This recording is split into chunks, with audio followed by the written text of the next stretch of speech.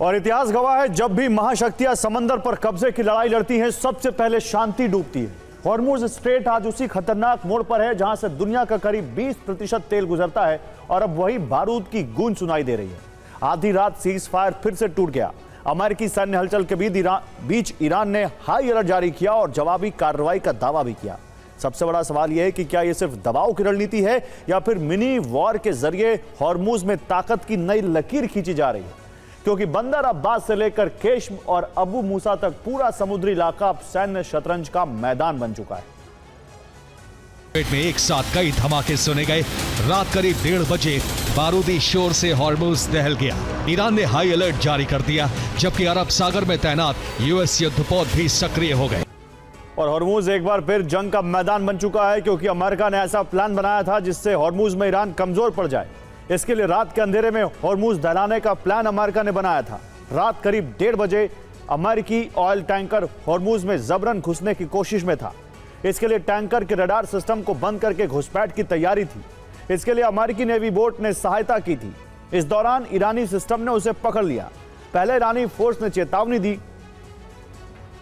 Radar system बंद करके जो ये शिप आ रहा था, घुसपैठ कर रहा था, उसको ईरानी सिस्टम ने पकड़ लिया। और पकड़ने के बाद पहले गोलीबारी, वहां पर सिस्टम ने चेतावनी दी और उसके बाद फिर फोर्स ने गोलीबारी शुरू कर दी। अचानक हुए हमले से यूएस टैंकर को वापस लौटना पड़ा। इस दौरान ईरानी बोट ने ओमान तक पीछा भी किया था। पहला है केश्म आइलैंड, जो फारस की खाड़ी का सबसे बड़ा द्वीप है और रणनीतिक रूप से बंदर अब्बास के ठीक सामने एक फॉरवर्ड बेस के रूप में काम करता है। इस द्वीप पर एक विशाल अंडरग्राउंड मिसाइल सिटी है। दूसरा टारगेट है हॉर्मुज आइलैंड। ये सी माइंस का कमांड सेंटर है। यहाँ हॉर्मुज पर निगरानी के लिए हाईटेक रडार स्टेशन और इलेक्ट्रॉनिक सर्विलांस ग्रिड मौजूद है। इससे अगला टारगेट लारक द्वीप, जिसे ईरान का नेचुरल गेटकीपर कहा जाता है। यहाँ चट्टानी पहाड़ियों के नीचे सैन्य बंकर और सुरंगें बनाई गई हैं, जहाँ मिसाइल सिस्टम लगाए गए हैं। इससे आगे अबू मूसा आइलैंड भी है, जो ईरान ने एक मजबूत सैन्य आउटपोस्ट और एयर स्ट्रिप तैयार की है। ये द्वीप सीधे अंतर्राष्ट्रीय शिपिंग लेन के पास है, जिससे जहाजों को बंधक बनाने, तेल टैंकरों का रास्ता रोकने में रणनीतिक बढ़त मिलती है। और ईरान ने आधी रात अमेरिकी टैंकर को खदेड़ दिया था, जिसका महज 30 मिनट में अमेरिका ने बदला ले लिया। इस बार बंदर अब्बास पोर्ट हमले में दहल गया। बंदर अब्बास में कई जगह हमले किए, जिसमें ईरानी नेवी हेडक्वार्टर को टारगेट किया। फिर IRGC command centre, IRGC swarm boat units पर भी ड्रोन हमले हुए। सी माइंस कमांड सेंटर पर भी हमला हुआ, जबकि ड्रोन कैरियर यूनिट को टारगेट किया। अंडरग्राउंड मिसाइल स्टोरेज को भी नुकसान पहुंचा। और ईरान ने जाहिर कर दिया है कि बारूद का जवाब भी बारूद से ही मिलेगा। ईरान ने अमेरिका के खिलाफ जवाबी एक्शन शुरू कर दिया है। ईरान ने कुवैत को निशाना बनाया। कुवैत के अमेरिकी बेस से ही ईरान के बंदर अब्बास इलाके में हमले किए गए थे और इसलिए अमेरिका को जवाब देने के लिए ईरान ने भी कुवैत को ही टारगेट किया। सीज फायर के बावजूद ईरान ने हमले के लिए अपने आत्मघाती ड्रोन और मिसाइल का इस्तेमाल किया। कतर में अचानक हमले से अफरा तफरी मच गई, लेकिन ईरान ने किसी रिहायशी इलाके को टारगेट नहीं किया। सभी हमले अमेरिकी बेस को निशाने पर रखकर किए गए। ईरान बार बार एक खास इलाके पर हमला कर रहा था। ईरान के निशाने पर कुवैत में मौजूद अमेरिकी सेना का बेस था। अमेरिकी बेस पर पैट्रियट और दूसरे डिफेंस सिस्टम की तैनाती है, लेकिन ईरान ने सभी हमले खुजेस्तान से किए। खुजेस्तान का इलाका कुवैत के ठीक सामने है। सभी हमले ईरान के दक्षिण पश्चिमी छोर से किए गए। ईरान की तरफ से कहा गया है कि कुवैत पर हमला दुश्मन के लिए चेतावनी है। अमेरिका के हर हमले का मुंह तोड़ जवाब देंगे। हमारा हर एक्शन पहले से अधिक घातक होगा। अमेरिकी हमले की जानकारी सुप्रीम लीडर को दी गई है। सुप्रीम लीडर मुश्तबा ने सेना प्रमुख को नया आदेश दिया है। ईरान की सेना ने अब कई मोर्चों पर नई टीम का गठन किया है। और ईरान ने कुवैत पर हमले के लिए खोजिस्तान मोर्चे का इस्तेमाल किया। खोजिस्तान में IRGC का हेडक्वार्टर है।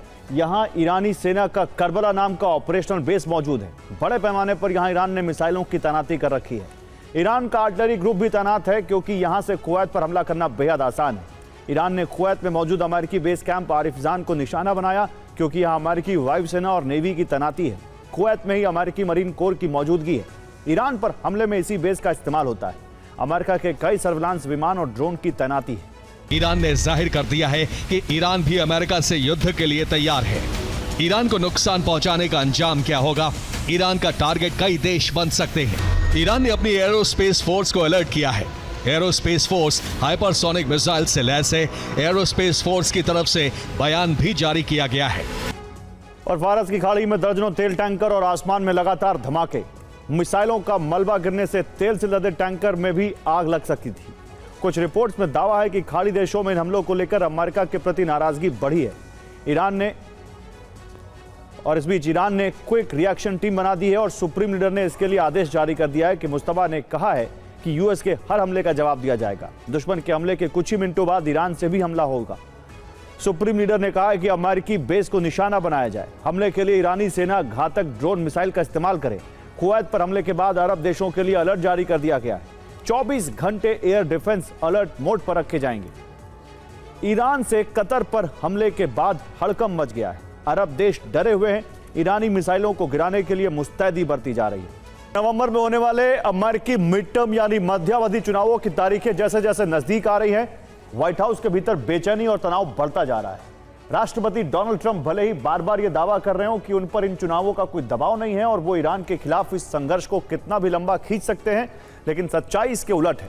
ट्रंप कैबिनेट के भीतर इस बात को लेकर सबसे बड़ा डर है कि अमेरिका पश्चिम एशिया के एक ऐसे राजनीतिक और सैन्य दलदल में फंस चुका है जहां से बाहर निकलने का कोई सुरक्षित रास्ता यानी एग्जिट रूट फिलहाल नजर नहीं आ रहा है। ट्रंप के ये बयान उनकी चिंता और घबराहट दिखा रहे हैं, क्योंकि अमेरिका में मिड टर्म यानी मध्यावधि चुनाव होने वाले हैं। ये चुनाव नवंबर 2026 में होगा।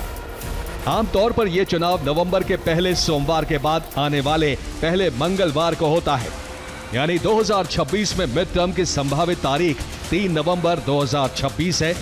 इन चुनावों में अमेरिकी प्रतिनिधि सभा यानी हाउस ऑफ रिप्रेजेंटेटिव्स की सभी 435 सीटों पर चुनाव होगा। सीनेट की लगभग 1/3 सीटों पर चुनाव होगा। और ईरान संकट में डोनाल्ड ट्रंप एक ऐसे चक्रव्यूह में फंस चुके हैं जहां से बाहर निकलने का कोई एग्जिट रूट नजर नहीं आ रहा है। एक तरफ ईरान ने यूरेनियम पर बातचीत से इनकार कर दिया, साफ साफ कह दिया कि ईरान अपने संवर्धित यूरेनियम का भंडार किसी भी कीमत पर किसी दूसरे देश के हवाले करने को तैयार नहीं है। ईरान की सीधी शर्त है कि बातचीत की मेज पर सिर्फ नौसैनिक नाकेबंदी हटाने और युद्ध विराम पर ही बात होगी। इस कड़े रुख के साथ ईरान ने अपनी रेड लाइन खींच दी है, जिससे पीछे हटने को वो कतई तैयार नहीं है। दूसरी तरफ ट्रंप पर नवंबर में होने वाले मिड टर्म चुनावों से ठीक पहले हर हाल में समझौता करने का भारी दबाव है, क्योंकि डोनाल्ड ट्रंप को अमेरिकी जनता के सामने दिखाने के लिए एक ऐसी बड़ी कूटनीतिक जीत चाहिए जिसका पूरा श्रेय वो खुद ले सके।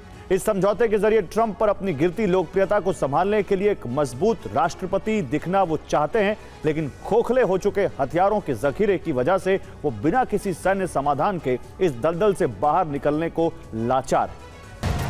अमेरिका के प्री पोल सर्वे में इस बात की बहुत ज्यादा संभावना जताई जा रही है कि अगर ईरान संकट का हल नहीं हुआ तो आने वाले मिड टर्म इलेक्शन में ट्रंप के रिपब्लिकन पार्टी के हाथ से हाउस ऑफ रिप्रेजेंटेटिव्स और सीनेट दोनों का नियंत्रण छिन सकता है। इस राजनीतिक दबाव को हाल ही में हुए टेक्सास प्राइमरी के नतीजों ने और ज्यादा बढ़ा दिया है, जिसमें रिपब्लिकन पार्टी के भीतर अंदरूनी कलह और मतभेदों को सार्वजनिक कर दिया है।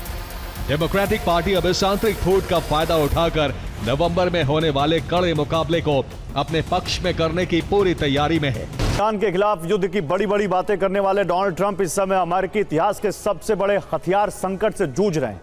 अमेरिकी हवाई सुरक्षा की सबसे मजबूत ढाल मानी जाने वाली पेट्रियट इंटरसेप्टर मिसाइलों का स्टॉक पूरी तरह खाली हो चुका है, जिसकी भरपाई करने में अमेरिका को साल 2029 के तक का समय लगेगा। दुश्मन की बैलिस्टिक मिसाइलों को हवा में ही तबाह करने वाला थार्ड सिस्टम भी अब बिना मिसाइलों के लाचार है और इसका नया स्टॉक साल 2029 के अंत से पहले तैयार होना नामुमकिन है। लंबी दूरी तक मार करने वाली अमेरिका की सबसे मारक टोमाहॉक क्रूज मिसाइलों का जखीरा भी काफी हद तक खत्म है और सेना में इनकी वापसी के लिए साल 2030 तक का लंबा इंतजार करना होगा। ऐसे में वॉशिंगटन के रणनीतिकारों के सामने सबसे बड़ा सवाल यही है कि अगर इस लाचारी के बीच चीन या किसी दूसरे मोर्चे पर युद्ध छिड़ गया तो अमेरिका मुकाबला करेगा कैसे?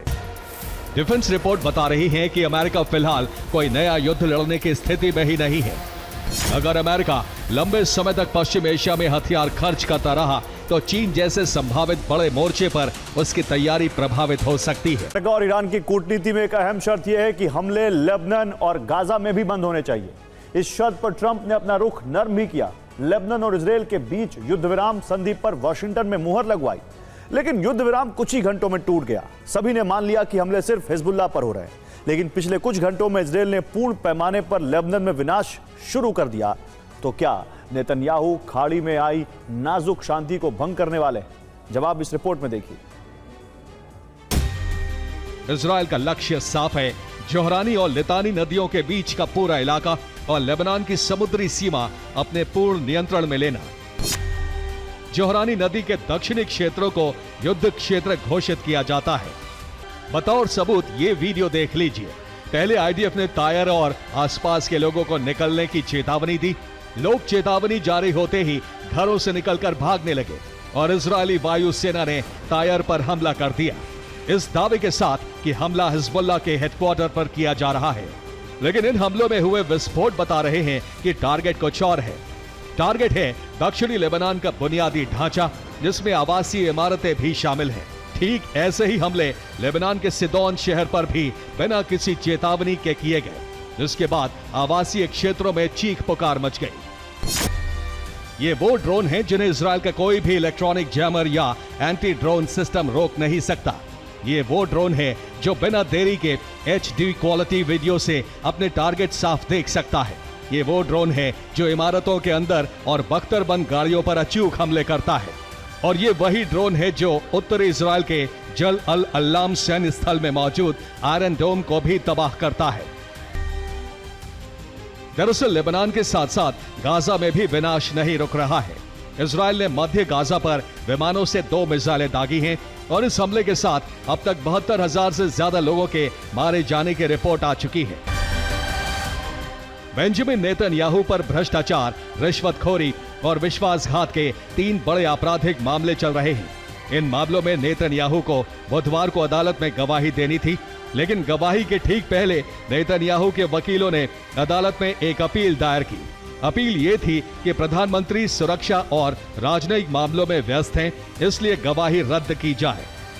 और अमेरिका और ईरान के बीच तनाव अब खतरनाक मोड़ पर पहुंच गया है, क्योंकि वर्चस्व की लड़ाई बन चुका स्ट्रेट ऑफ हॉर्मुज का मुद्दा अब तक सुलझ नहीं पाया, बल्कि हॉर्मुज नियंत्रण की जंग तेज होती जा रही है।